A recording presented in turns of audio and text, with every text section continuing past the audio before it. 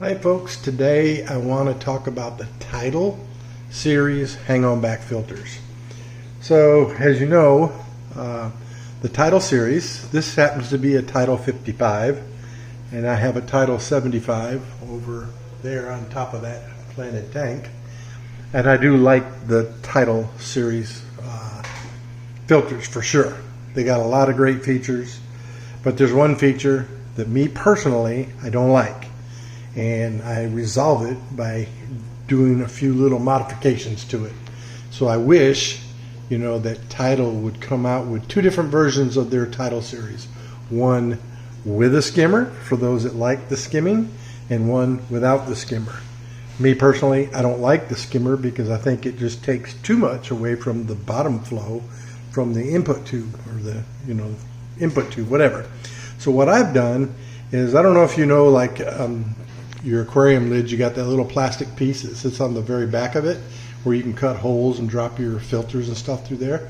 Well, I take a piece of that and I cut it, and then I heat it up and melt it, and you can see I've actually siliconed it right in place there. Now I've been using this filter, I just pulled it off of my quarantine tank because I took my quarantine tank down, and along with that is the bottom of the filter, which you can't see unless I take it here. Same thing, it has all these holes right here to suck up stuff. So what I did is I just cut another piece and I siliconed it in place.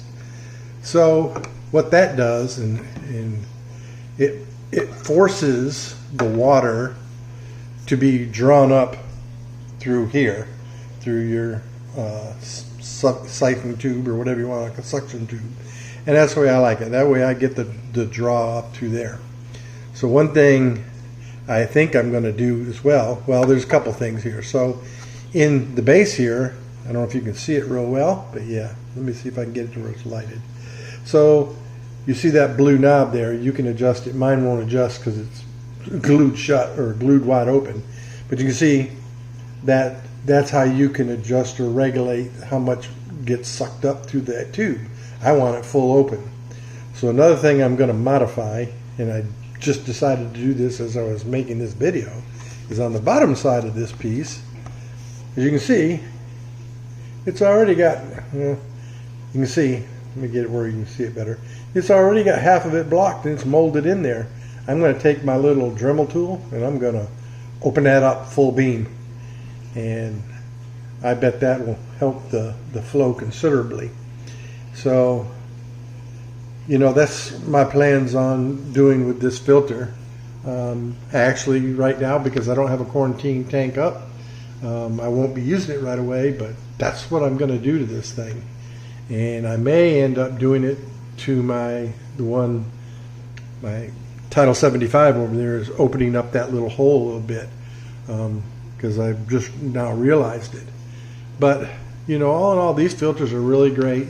One of the things I really like about it is the motor. So the motor, which I've already got the thing all apart. So here's the motor. This motor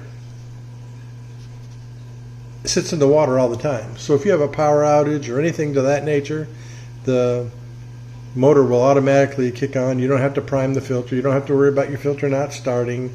It'll kick on right away. So that's really what I like. And I've got this whole thing apart because I've been cleaning it, from my quarantine tank, and it was pretty filthy. So anyhow, let me know your thoughts. Do you like the skimmer feature? Do you not like the skimmer feature?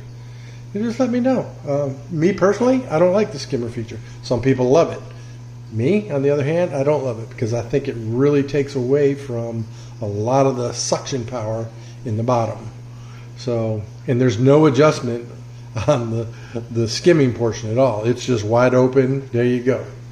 So, me personally, I'm not a skimmer fan.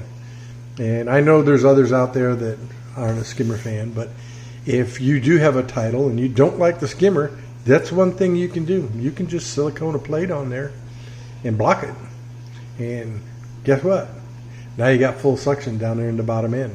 Anyhow, so hope you enjoyed this video, maybe learned a little something, and maybe it's a little trick or tweak that may be helpful for you.